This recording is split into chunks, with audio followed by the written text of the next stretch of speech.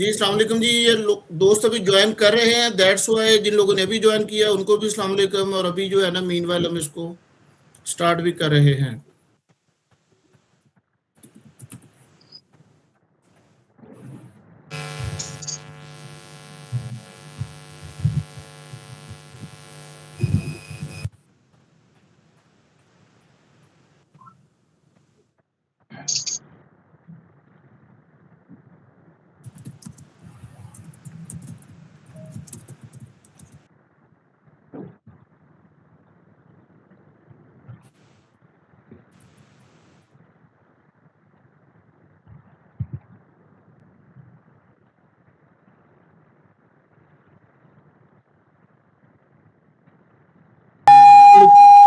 अब जो है नंबर टू टॉपिक के ऊपर हम बात शुरू करेंगे कि जनाब इसमें हमारे पास जो है अभी साइप्रस ने जो न्यू वीजा पॉलिसी इंट्रोड्यूस की है फॉर पाकिस्तानी स्टूडेंट्स। ठीक है, उस पे कन्फ्लिक्ट की वजह से तेहरान जो है वो वीजा प्रोसेसिंग स्टॉप हो गई थी। बहुत सारे बच्चों की एंट्री परमिट एक्सपायर हो रहे थे और इवन कुछ एक्सपायर हुए। तो साइप्रस गवर्नमेंट ने इसका एक अल्टरनेट रूट जो है ना वो इंट्रोड्यूस करवाया है specially for Pakistani students. Introduce इसे करवा दिया है। अब इसके बारे में ये कंफर्म नहीं है कि अब नेक्स्ट परमानेंट यही रूट चलेगा या आफ्टर सम टाइम, जैसा कि भी ईरान में वो जो है अपना सीज फायर हो गया है, लेटर उनको परमानेंट उनका जो है एग्रीमेंट हो जाता है, ये वॉर खत्म हो जाती है तो वो इसको एक्टिव करेंगे जो पहला रूट था कराची और तेहरान वाला, या कि नहीं करेंगे। अब ये बातें जो है ना वो गवर्नमेंट आने वाले वक्त में डिसाइड करेगी।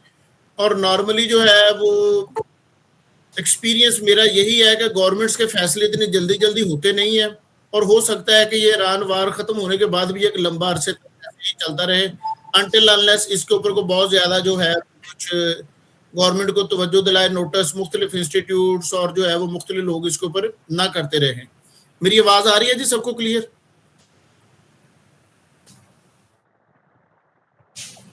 जी ठीक है, thank you very much, thank you. अच्छा, तो इसकी ये वजह थी जो कि मैंने बता दी है। अब इसमें जो प्रोसेस में उन्होंने ये किया है कि जनाब सबसे पहले अब स्टूडेंट का जो आएगा, मैं ना क्विकली इसको करूंगा क्योंकि असल जो है ना मेरे ख्याल से वो डिस्कशन जो होती है ना बाद वाली फॉलो अप क्वेश्चंस, असल कॉन्सेप्ट वहां पे क्लियर होते हैं। तो इसमें जो है वो वीजा प्रोसेस के लिए अब जैसे स्टूडेंट का एंट्री परमिट आएगा उन्होंने एक ईमेल आईडी दे दिया साइप्रस मोफा ने, उनका मिनिस्ट्री ऑफ फॉरेन अफेयर ने एक ईमेल आईडी दे दी है। बच्चा अपने एंट्री परमिट के कॉपी, अपना एडमिशन लेटर, डॉक्यूमेंट्स लगा के उन्हें ईमेल फॉरवर्ड करेगा और उस ईमेल के ऊपर उसे ई अप्रूवल आ जाएगी, ई वीजा आ जाएगा स्टूडेंट के ईमेल के ऊपर। ई वीजा आने के बाद स्टूडेंट जो है वो जॉर्डन एम्बेसी इस्लामाबाद जो है वो अप्लाई करेगा अपना विजिट वीजा एप्लीकेशन। अब विजिट वीजा एप्लीकेशन के लिए जो है उसको वही जो विजिट वीजा के डॉक्यूमेंट्स रिक्वायर्ड है as well as purpose of visit के लिए वो अपना जो है वो ई वीजे की कॉपी लगाएगा और बताएगा कि वो पर्पस ऑफ विजिट उसका अपना वीजा स्टिकर करवाना है, क्योंकि purpose of visit is a very important जो है वो point of decision visa officer के लिए कि उसने इसको वीजा देना या नहीं देना। सो स्टूडेंट जो है वो अपना ई वीजा साथ लगा के अप्लाई करे, बगैर ई वीजे के जनरल टूरिस्ट वीजा मत अप्लाई करे, क्योंकि अगर वीजा रिफ्यूज हो गया तो पीछे वाला सारा प्रोसेस जो है वो खत्म हो जाएगा। और ऐसी सूरत में अब ये भी बात ना कुछ लोगों को बता देता हूँ, इनकी पॉलिसी नॉर्मली ये होती है कि जब वीजा इशू हो जाता है ना e visa, after that mostly institute refund नहीं करते, वो कहते वीजा इशू हो गया है अब स्टूडेंट अपना केस आगे खुद प्रोसेस करेगा। ठीक है, तो इसके लिए जो है वो आप लोग ज़हन में रखना कि हमारे पास जो है ना वो यहाँ पे कोई गलती करने के चांसेस बहुत कम होते हैं। लिहाजा आप जो भी वीजा अप्लाई करें, जो भी केस प्रोसेस करें, वेरी मच केयरफुली ना प्लीज उसको प्रोसीड किया करें। ठीक है, स्टूडेंट जो है वो अपना एंट्री परमिट आएगा, एंट्री परमिट के बाद वो मेल करेगा, मेल के बाद जो है उसे जी आपके जो भी क्वेश्चंस होंगे आप प्लीज अपने पास नोट रखें। हम ज्यादातर जो है वो क्वेश्चन पे डिस्कशन करेंगे अभी कुछ वक्त के बाद, लेकिन एंड में। ठीक है जी, स्टूडेंट का जब ई वीजा आ जाएगा वो जॉर्डन एम्बेसी में अपने टूरिस्ट वीजा एप्लीकेशन अप्लाई करेगा और टूरिस्ट वीजा अप्लाई करने के जो भी उसकी रिक्वायरमेंट है उसमें स्टूडेंट जो है वो अपना सबसे पहले पासपोर्ट कलर फोटो लगाएगा उसकी वाइट बैकग्राउंड के साथ, और होटल बुकिंग लगाएगा, अपने टिकट लगाएगा, ई वीजा लगाएगा और अपने जो है वो बैंक स्टेटमेंट भी लगाएगा कि उसके पास सफिशिएंट फंड्स अवेलेबल हैं। वो वीजा अप्लाई करेगा। वीजा अप्लाई करने के बाद इसका जो प्रोसेसिंग टाइम है पाकिस्तान से ना, अब इसके ऊपर क्योंकि हमने पहले कोई एक्सपीरियंस नहीं किया हुआ, नॉर्मली जो है वो उनकी वेबसाइट के मुताबिक इसमें 2 से 4 हफ्ते का टाइम लग जाएगा, ठीक है। और ये भी हो सकता है कि थोड़ा जल्दी, और ये प्रैक्टिकली करके समझ आएगी। इसी तरह जब बच्चे का ई वीजा प्रोसेस होके आ जाएगा, आफ्टर दैट फिर बच्चा टिकट लेगा। टिकट लेने के बाद वो जॉर्डन जाएगा साइप्रस एम्बेसी मान जमा करवाने के लिए। लेकिन अब यहाँ पे जो है ना, अब नया चैलेंज शुरू होने वाला है। वो ये है कि देखिए बच्चा जो है ना, यहाँ पे हमारे लिए जो चैलेंज आएगा कि बच्चा अब टिकट 2 वे लेके जाएगा, क्या पहले जॉर्डन जाए फिर वापस आए और फिर यहाँ से दोबारा जो है वो ट्रैवल करके साइप्रस के लिए नया अरेंजमेंट करे, तो ये उसकी जो है ना ट्रैवल कॉस्ट डबल हो जाएगी। तो ऐसी सूरत में अगर 1 वे टिकट बनाएंगे तो फिर हमें पता है कि एफआईए को जस्टिफाई करना है कि जी बच्चा 1 वे टिकट पे क्यों जा रहा है, जबकि उसके पास तो टूरिस्ट वीजा है, तो उसके पास 2 वे टिकट होनी चाहिए। ये एक चैलेंजिंग सिचुएशन है जिसको फेस कैसे करना है वो बहुत सारे लोगों को पता है। अगर किसी को नहीं भी पता तो नो प्रॉब्लम, हम उन्हें हेल्प भी कर देंगे और गाइड भी कर देंगे और जो भी हो सका उनका प्रोसेस भी कर देंगे, ठीक है जी। और जब जो है वो उसका यहाँ से ट्रैवल करेगा, ट्रैवल करने के बाद एप्लीकेंट वहां पे जाएगा। उनका जो प्रोसेसिंग टाइम है 3 से 5 दिन का, वन जो है वो अपना ऑलमोस्ट वीक, वर्किंग वीक लगेगा। 3 से 5 वर्किंग डेज हैं।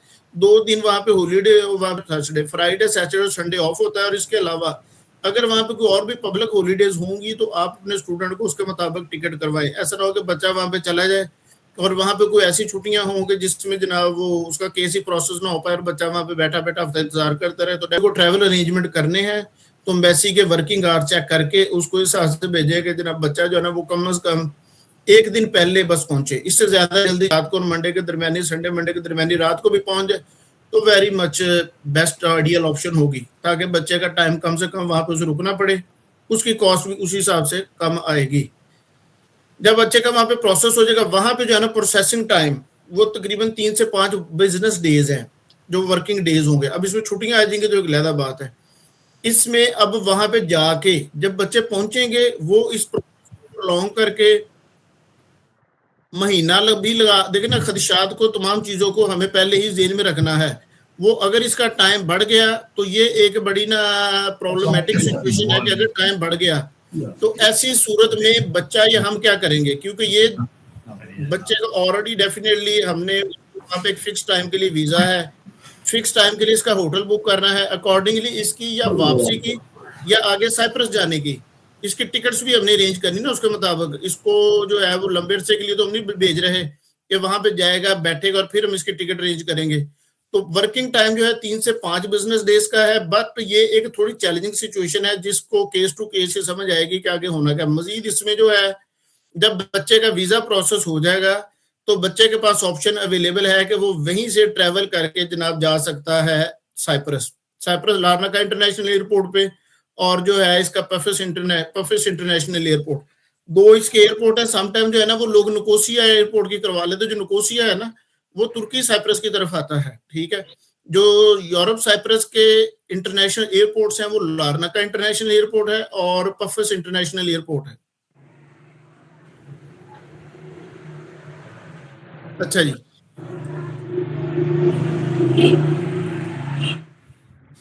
एप्लीकेंट अब जब जॉर्डन चला जाएगा, अब जॉर्डन के बाद जो है वो एप्लीकेंट अपनी टिकट इटिनरी देखेगा कि उसके मुताबिक उसने वापस आके पाकिस्तान से ट्रैवल करना है या वहीं से ट्रैवल करना है। बेहतर है वहीं से ट्रैवल करे और एफआईए को जो भी क्लियरेंस जस्टिफिकेशन देनी है वो एप्लीकेंट या एजेंट जो भी आप उसे कोशिश करें, हेल्प करें, यहाँ पे 1 वे टिकट भी भेजे।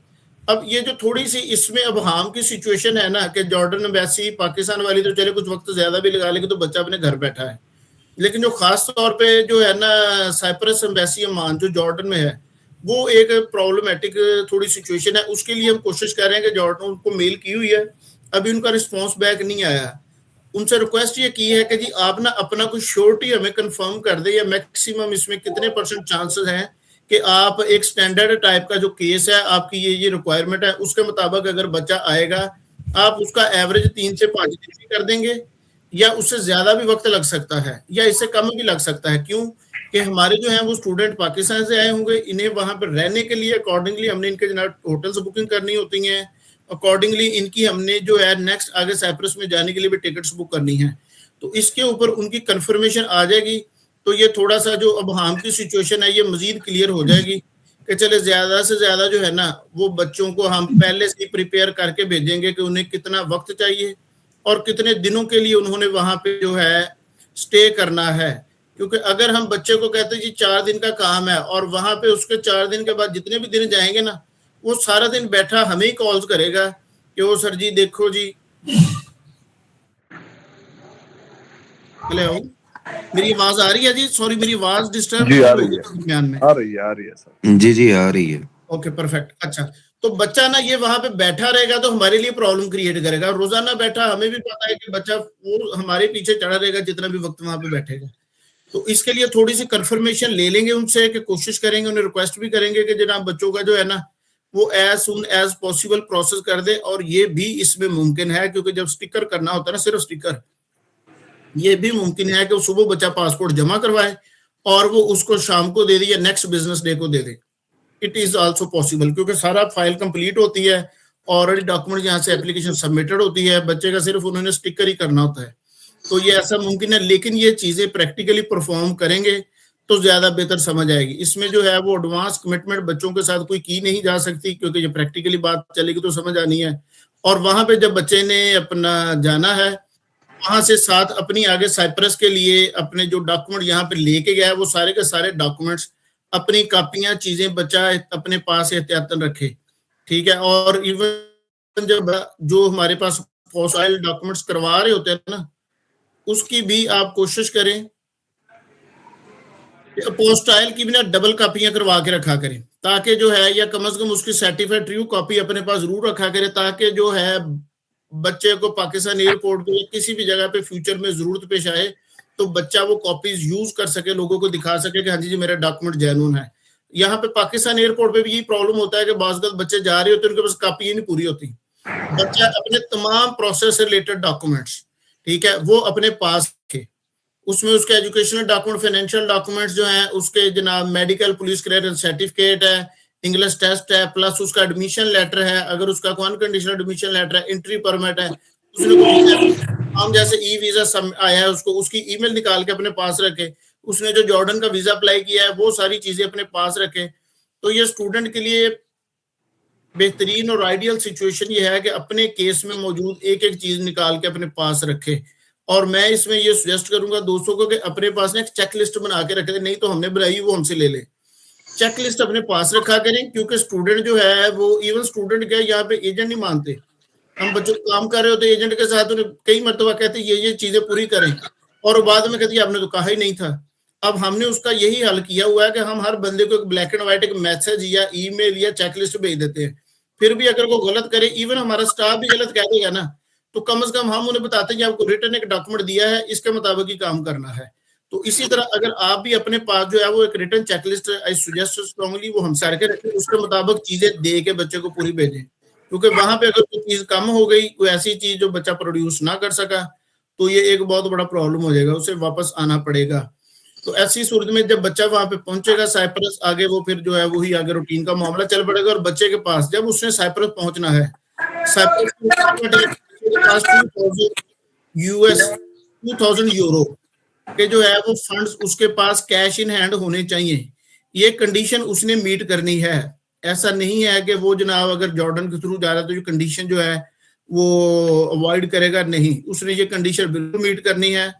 बच्चा फिर भी अपने जॉर्डन के एक्सपेंसेस के अलावा अपने पास जो है वो €2000 कैश रखेगा। लारना का इंटर होना है उस दिन उसके पास ये पैसे कैश अवेलेबल होने चाहिए। अगर कैश पैसे नहीं होंगे तो एयरपोर्ट से उसकी एंट्री डिनाई हो जाएगी। तो ऐसी सूरत में जनाब आपके जो है ये इसका प्रोसेस है। इसमें अब चेकलिस्ट है, डॉक्यूमेंट जो है वो हमने एक फाइल बनाई हुई है, वो जिस किसी साहब को चाहिए होगी वो हम आपको उसमें जो है वो प्रोवाइड कर देंगे, ठीक है। फर्दर जो रह गया अब इसमें आप लोगों का, अगर इसमें ना, हाँ मैं एक और भी बात बता दूं, इसमें एक अल्टरनेट सोल्यूशन भी अवेलेबल है, ठीक है। वो ये है कि हम सारी प्रोसेस को बाईपास करें और बच्चे को एंट्री परमिट के ऊपर ही ट्रैवल करवा दें। लेड्रा कॉलेज और हमारे पैनल पे जो बाकी कॉलेजेस हैं, हमने इसका अरेंजमेंट कर लिया है। हमारे जो स्टूडेंट हैं वो इस प्रोसेस को नहीं अडॉप्ट करेंगे, जब तक ये चलेगा तब तक हम चलाएंगे। ठीक है कि बच्चा जो है वो जॉर्डन ना जाए, क्योंकि उसकी कॉस्ट भी काफी सारी आ जाएगी, और तमाम जो है वो अपना चीजों से बचने के लिए, टाइम और कॉस्ट को रिड्यूस करने के लिए अब हमारे पास पैनल जो भी इंस्टीट्यूट्स हैं, हम अपने बच्चों को यहाँ पे बगैर किसी वीजा स्टिकर के ट्रैवल करवाएंगे और उनको जनाब ब्लू परमिट के पेपर के ऊपर ही, वो एंट्री परमिट के ऊपर ही वो ट्रैवल करेंगे। तो उसके लिए वो कुछ चीजें अरेंजमेंट है, वो फिर इंडिविजुअली जिसको चाहिए होगी, वो जो हमारे क्लाइंट्स हैं हम उन्हें गाइड कर रहे हैं। अगर वैसे भी किसी दोस्त को हेल्प चाहिए होगी तो हम गाइड कर देंगे, नो प्रॉब्लम। ये इसका प्रोसेस है। अब जो है वो आप पॉलिसी जो है जॉर्डन के थ्रू जाने वाली है, लेकिन अल्टरनेट सोल्यूशन मौजूद है, वो आप बच्चे पे छोड़ दें, क्योंकि बच्चे जो है वो अगर पैसे बच जाएंगे किसी के, तो लोग जनाब जो है वो शुक्रिया भी नहीं करते, तो लोग जो है वो आपके गले पड़ जाते हैं। और बाज का यहाँ पे ना हम एजेंट्स का काम कर, एजुकेशनल एजेंट्स वाला नहीं होता उनका, वो ना वो क्या डंकियां, उनका रवैया डंकियों वाले एजेंट्स की तरह का होता है। तो मैं माजरत चाहता हूँ, ऐसे लोग हमारे साथ बल्ले पे कर रहे हैं, प्रोफेशनल दे रहे हैं, और हमारी भी एक्सपेक्टेशन यही होती है कि जो बंदे काम करें वो एटलीस्ट प्रोफेशनल हो, और वो प्रोफेशनल दे रहे हैं। हम लाइबिलिटी नहीं ले रहे किसी की भी। अगर किसी को पसंद आए, कोई सर्विस लेना चाह रहा है एक्स्ट्रा ऑर्डिनरी तो ले ले, नहीं लेना चाह रहा तो भले ना ले, ऑप्शंस ओपन है सबके लिए। अब जो है वो कोई भी आप लोगों का इसके ऊपर क्वेश्चन है तो आप पूछ सकते हैं। मैंने अपनी बात मुकम्मल कर ली। सर एक क्वेश्चन ये है कि जो डॉक्यूमेंट हमने साइप्रस एम्बेसी के लिए जमा करनी है और आइटनरी जो होती है, तो वो उसमें स्टे होनी चाहिए यानी जस्ट आइटनरी होनी चाहिए? किस स्टे की बात करें, अब जॉर्डन की बात करें? जी जॉर्डन की।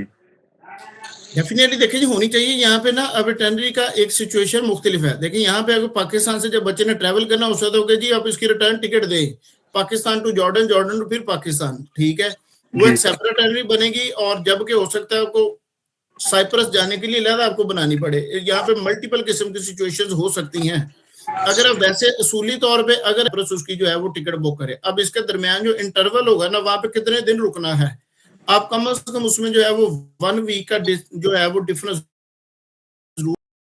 आ रही है, तो उसको देख लीजिएगा कि मंडे के साइप्रस मोफा को जो हमने ईमेल करनी है, वो तो हमने एंट्री परमिट ईमेल करना है जो हमें साइप्रस से आएगा जी, ठीक है। तो वो ऑन अराइवल है, उसके लिए कोई प्री अपॉइंटमेंट नहीं चाहिए। वो ऑन अराइवल काउंटर पे जाके ना बच्चे ने सबमिट करनी है। उसमें उन्होंने टाइम जो है ना पाकिस्तानियों के लिए वो 2 से वर्किंग टाइम जो है ना एम्बेसी का 10 बजे 3 बजे का टाइम रखा है, लेकिन तो साइप्रस में उसकी फीस भी है कोई? नहीं होगी। मैं राइट और रॉन्ग? जी यस यस। हाँ, तो वहां पे अपॉइंटमेंट नहीं है, वहां पे ऑन काउंटर जो है सबमिशन होनी है, ठीक है। एम्बेसी का टाइम 10 बजे से 3 बजे का वीजा प्रोसेसिंग के लिए। पाकिस्तानियों के लिए उन्होंने 2 बजे से 3 बजे का एक टाइम स्लॉट असाइन की हुई है। लेकिन अगर आपका एप्लीकेंट 10 बजे भी चला जाएगा ना तो वेरी गुड, एप्लीकेंट का काम है वो जाए 10 बजे, अगर वो सबमिट कर ले तो वेरी गुड, वरना वही पे इंतजार करे ताकि उसका कोई भी दिन मिस ना हो। जी जी। अच्छा सर, ये है कि गुड वे, लेकिन जो वहां तक मैंने कंक्लूजन किया है वो ये है कि अभी भी हम ना प्रोबेबिलिटी पे स्टैंड कर रहे हैं, वही डिफिकल्टीज ना हो। क्योंकि जिस तरह माशाल्लाह आप बता रहे हैं कि तो जाके हमें नहीं पता कि हमें कितने दिन स्टे करना है, they stay, how will they manage, these all type of the questions we are facing and you also. तो क्यों नहीं हम क्या नाम एक सेशन एक इंस्टीट्यूशन के साथ कर लेते या किसी ऐसे इदारे के साइप्रस में? नो, ठीक है कि कैसे को क्लियर कट गाइडलाइन बंद इन्वॉल्व है। और जो है इंस्टीट्यूट का काम है पढ़ाना, वो वीजों के चक्कर में उनकी कोई इख्तियार नहीं होता। खा वो यूके के इंस्टीट्यूट हैं, वो लोग बैठे हैं ना, वो एम्प्लॉइज होते हैं, उन्हें मेरे आपके वीजे से या हमारे 10 20 50 100 बच्चों के 1000 बच्चे के आने जाने से कोई फर्क नहीं पड़ता ना, वो बॉर्डर है। फिर जनाब जॉर्डन एम्बेसी इस्लामाबाद इन्वॉल्व है, फिर जनाब साइप्रस एम्बेसी जॉर्डन इन्वॉल्व है, और ये 3 मुख्तलिफ किस्म के लोग इन्वॉल्व हैं। कई एम्बेसी इस्लामाबाद को भी की है और जनाब साइप्रस एम्बेसी जॉर्डन को भी की है कि आप हमें इसके ऊपर ना कुछ स्पेसिफिक कोई गाइडलाइन दे दें। और उनकी तरफ से भी जो गाइडलाइन आती है नीचे लिखा होता है कि हमारा एक्सपेक्टेड टाइम 2 वीक है, गाइडलाइन लेके प्रोसेस होंगे तो तब इसमें ज्यादा चीजें। स्टेकर का बोला जॉर्डन से हम वैसे स्टेकर करेंगे स्टूडेंट्स तक कि ये मैंडेटरी है, लाजिम स्टूडेंट जाएगा जॉर्डन, या वो ब्लू पेपर पे या इस्लामाबाद या लाहौर से आता स्टूडेंट को जो है अगर वो जॉर्डन जाना चाहता है जॉर्डन भेजे, अगर ब्लू पेपर पे जाना चाहता है तब भी हम उसको मैनेज कर सकते हैं।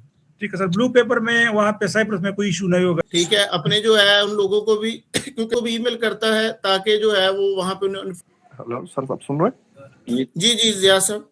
अच्छा देखिए, मेरा क्वेश्चन ये है कि एक सेकंड जी, ये जिया साहब प्लीज अब बात कीजिए। मेरी बात सुने। देखो अभी जैसे हमें पता है कि अब जॉर्डन से वो कह रहे हैं करवाने का स्टिकर, तो इसमें हमें दो चीजें रिकन्फर्म करनी है कि आया कि ईरान को करते थे पूरी। हाँ, अथॉरिटी लेटर भी जैसे जहाँ पे सबमिशन होती है कि एक ही बंदा जाए, सबके ले जाए, पासपोर्ट अथॉरिटी लेटर ले जाए, वहां पे सबमिट करवा दे। ये दो चीजें हम कंफर्म कर लें। दोनों ही पॉसिबल नहीं है। जी हाँ, दोनों ही पॉसिबल नहीं है। एप्लीकेंट ने इन पर्सन वहां पे खुद जाके अपना पासपोर्ट जमा करवाना है।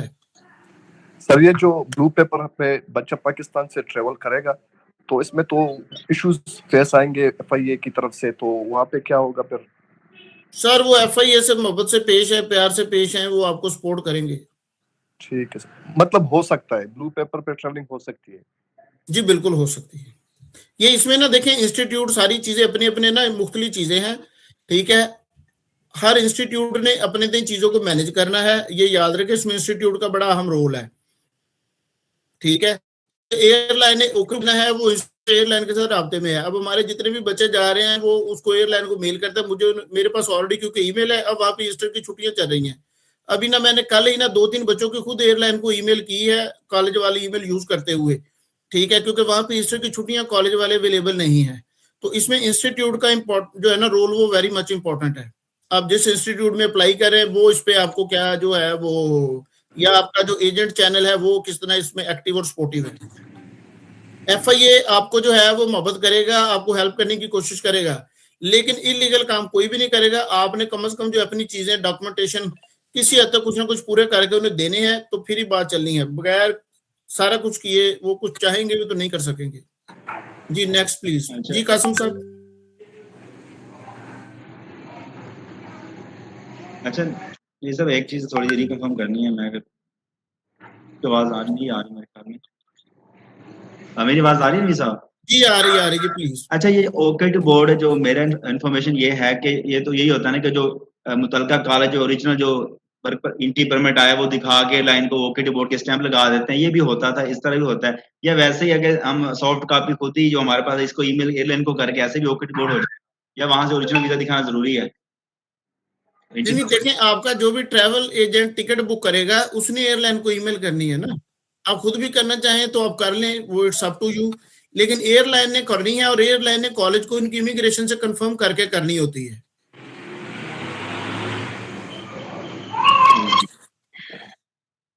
जी कासिम साहब प्लीज।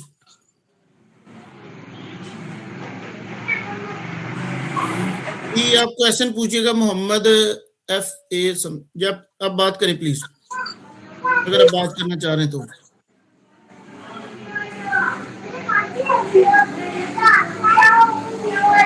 जी ठीक होगा जी। और अगर कोई किसी का क्वेश्चन है तो वेलकम, आप अनम्यूट करें और क्वेश्चन कर लें, अदरवाइज बात हो गई है। मेरा स्टिल एक क्वेश्चन यही था कि साइप्रस मोफा को हमने जो मेल करनी है, उस मेल करने का मकसद क्या है हमारा? वहां से उसके बाद जो है ना आपको कंफर्मेशन अप्रूवल आएगी, ठीक है, उसको कहेंगे ई वीजा टाइप, ठीक है ना। वो जो ईमेल होगी वही ईमेल दिखा के स्टूडेंट जो है वो जॉर्डन का विजिट वीजा अप्लाई करेगा। ओके थैंक यू जी सुंदर यूनस साहब। जी अच्छा हाँ, ये बस वो मेल गलत लगी है। जी अब सुंदर यूनस साहब आपको बात करना चाह रहे तो प्लीज करें। ये जिन लोगों ने बात नहीं करनी प्लीज म्यूट कर लें। अच्छा नवीशा वैसे है सर, जरा थोड़ा सा आप ही कंक्लूड कर दें। आपने बताया कि ब्लू पेपर के ऊपर हमारे पास अरेंजमेंट्स हैं कि हम बच्चे को जो है वो इधर से ट्रैवल करवा सकते हैं। अब एक तो कल जो हमें ये मैसेज आया तो उसमें ये था कि इसकी कॉस्ट जारी बात है वो भी हमने डिस्कस करनी है। जॉर्डन के वाले से आपने बताया वो तो नजर आ रहा है कि पैसे ज्यादा बच्चों के लगने हैं, ठीक है।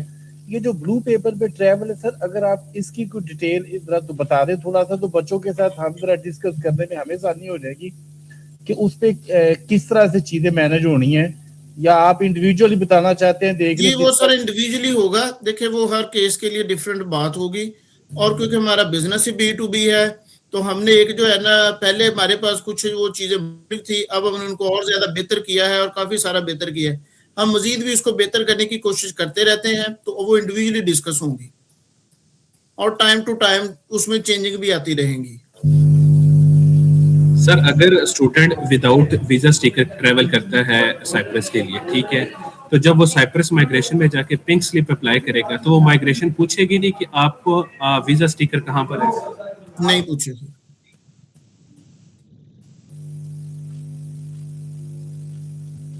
ठीक है जी, उसकी रिक्वायरमेंट मुख्तलिफ है, वो वहां पे जाके पूरी की जाएगी। हाँ, और इसके लिए भी मैं जी बता देता हूँ सब दोस्तों को, हम जो है ना यहाँ पे बहुत सारे लोगों का प्रॉब्लम है कि बच्चे यहाँ से जनाब वो फीस नहीं देते, वहां पे जाके दे देंगे, वहां पे जाके भी फीस नहीं देते, और फिर वहां पे जाके और बड़े सारे रौले हैं जी, बच्चे ने फीस नहीं दी तो डेफिनेटली कमीशन नहीं आएगा जब तक बच्चा अपनी पूरी फीस नहीं पे करेगा। एक तो ये बड़ा इसमें मेन इशू है। दूसरा इशू ये है कि बच्चों को वहां पे जाके on arrival airport pickup service, accommodation, ये वो इस टाइप के भी काफी सारे प्रॉब्लम्स आ रहे होते हैं।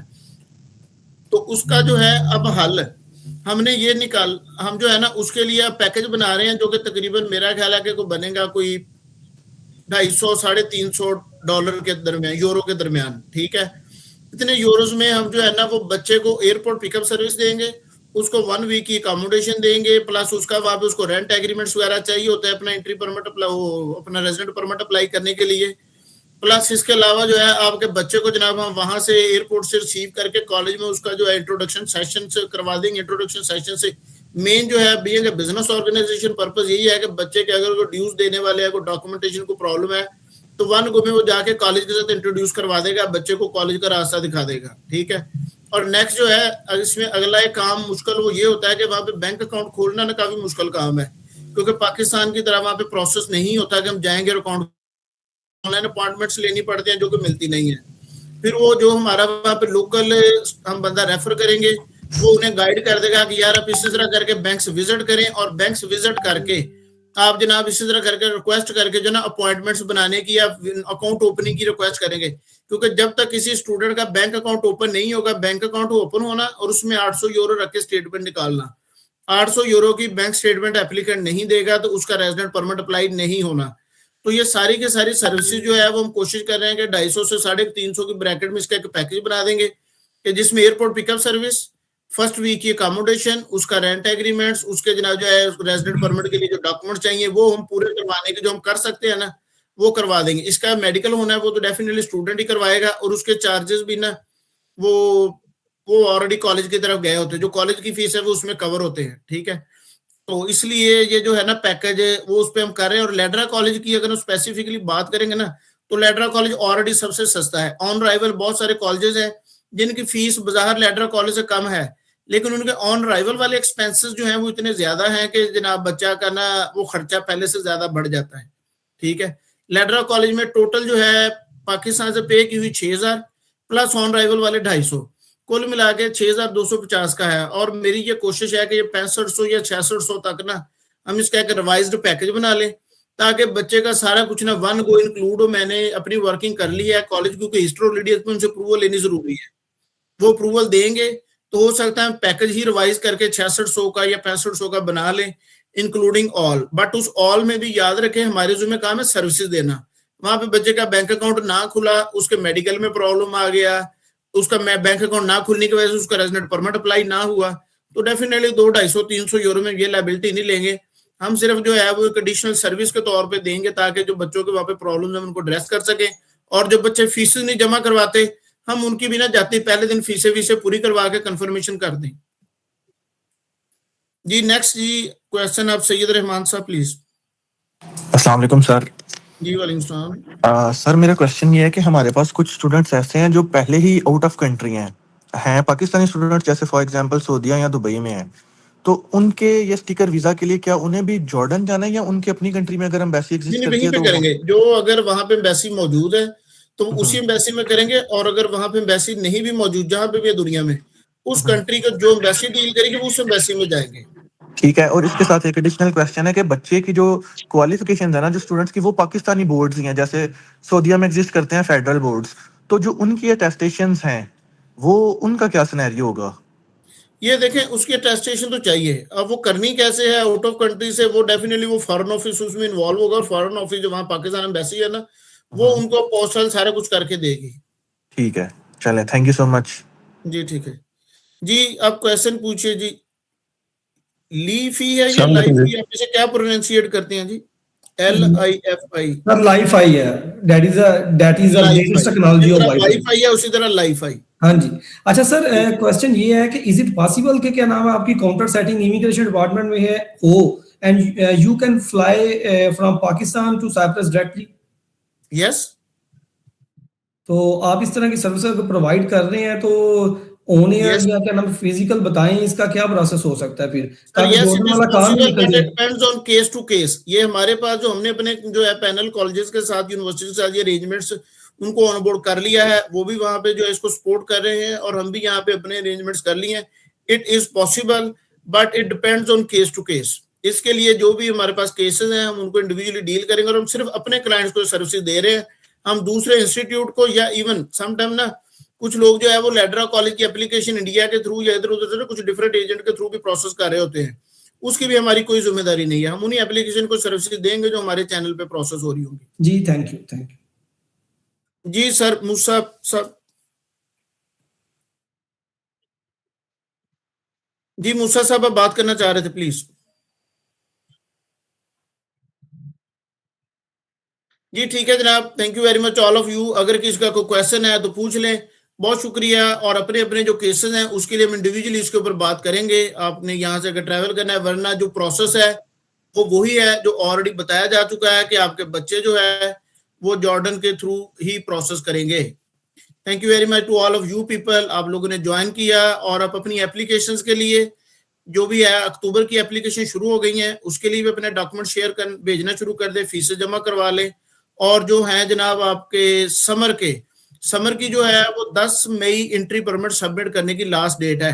तो आपने अपनी डेडलाइन जो है वो 30 अप्रैल कंसिडर कर लें कि बिफोर द 30 अप्रैल आप अपने डॉक्यूमेंट डिस्पैच कर दें। और समर में सिर्फ फाउंडेशन कोर्सेज अवेलेबल हैं। समर में कोई बैचलर मास्टर डिप्लोमा नहीं है, सिर्फ फाउंडेशन कोर्सेज अवेलेबल हैं। और आप जो है वो इसके लिए अपने जनाब डॉक्यूमेंट्स अटेस्टेशन और फीसेस उसको जो है फौरी तौर पे कोशिश करें कि दोनों चीजों को मिच्योर कर लें। और आप लोगों के पास जो केसेस हैं अक्टूबर वाले, ये भी मैं एडवांस बता देता हूँ क्योंकि कुछ लोगों को ना थोड़ी सी मिसमैनेजमेंट हो जाती है, वो हैंडलिंग में प्रॉब्लम आ जाता है। आपके जो अक्टूबर वाले केसेस हैं उनकी फीसेस फौरी तौर पे जमा करवा लें ताकि आपका स्टूडेंट मैच्योर हो जाए। फीस जमा करवा लें, मगर बच्चे के डॉक्यूमेंट्स अपोस्टाइल मत करवाएं, पुलिस करेक्टर सर्टिफिकेट ना बनवाएं और उसके डॉक्यूमेंट्स अभी पोस्टाइल मत करवाएं। उसके जो आपने डॉक्यूमेंट्स अपोस्टाइल करवाने हैं वो आपने जाके अगस्त से सितंबर में करवाने हैं, क्योंकि अगर आप बच्चे के अभी से डॉक्यूमेंट्स उसके मई में जून में भी इवन कर लेंगे ना, उसको अपोस्टाइल करवा लेंगे, तो आपके डॉक्यूमेंट 4 महीने के लिए मैक्सिमम मेडिकल वैलिड होता है, 9 to 120 डेज, तो आपके डॉक्यूमेंट्स एक्सपायर हो जाएंगे। तो आप इस बात को भी जेन में रखिएगा।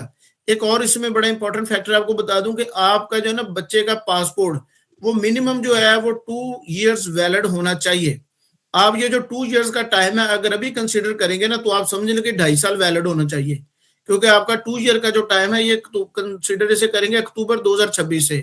तो सम टाइम जो है हम केस अप्लाई कर देते हैं, बच्चे का पासपोर्ट 2 year वैलिड है, एंट्री परमिट भी चला जाता है, हमसे भी ओवरलुक हो गया, कॉलर से भी ओवरलुक हो गया। जब बच्चे का एंट्री परमिट अप्लाई किया होता है 2.5 माह 3 माह गुजर जाते, एंट्री परमिट अप्लाई किएगा और बाद में ऑब्जेक्शन लग जाता है कि जी बच्चे का तो जनाब ये पासपोर्ट जो है वैलिड ही नहीं है 2 years के लिए।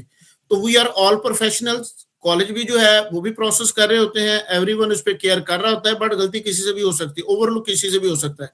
तो आप प्लीज इन चीजों को थोड़ा सा एडवांस जेन में रखा करें कि डॉक्यूमेंट्स की वैलिडिटी जो है ना वो डेडलाइंस ऑलरेडी मौजूद है, हमें इन बातों को एडवांस जेन में रखना होता है। और कुछ लोगों का जो है ना वो कंसर्न आ जाते हैं कि एंट्री परमिट्स के हवाले से कि जी वो एंट्री परमिट जो है वो डिले हो रहे हैं। तो प्लीज इस बात में भी ना आप सारे, मैं माजरत चाहता हूं कि हम देखें सर्विस प्रोवाइडर है, ठीक है, इवन कॉलेज भी, हम गवर्नमेंट के डिपार्टमेंट्स को इन्फ्लुएंस नहीं कर सकते। अब अगर गवर्नमेंट के डिपार्टमेंट का एक प्रोसेस टाइम है कि उन्होंने एंट्री परमिट किसी को 15 दिन में देना है और किसी को 3 माह में देना है, तो उसमें ना हमने 15 दिन वाले के लिए इन्फ्लुएंस किया है, ना हम 3 माह वाले के लिए उसको रोका हुआ है, क्योंकि उसका जरा कोई एक्स्ट्रा हमने कर दी, एडिशनल कुछ एक्स्ट्रा ऑर्डिनरी एक्टिविटी को कर दी, कुछ नहीं किया, सबके लिए सेम प्रोसेस होता है। तो प्लीज आप लोग एक्स्ट्रा ऑर्डिनरी से स्ट्रगल कर सकते हैं, तो प्लीज ये जानने कि हम अपनी लिमिट नहीं कर सकते। मैं भी, कॉलेज भी, यूनिवर्सिटी भी, हर शख्स की एक लिमिट है, वो अपनी लिमिट, फिर हम बिल्कुल इस हेल्पलेस है। हाँ ये जरूर हो सकता है कि बच्चे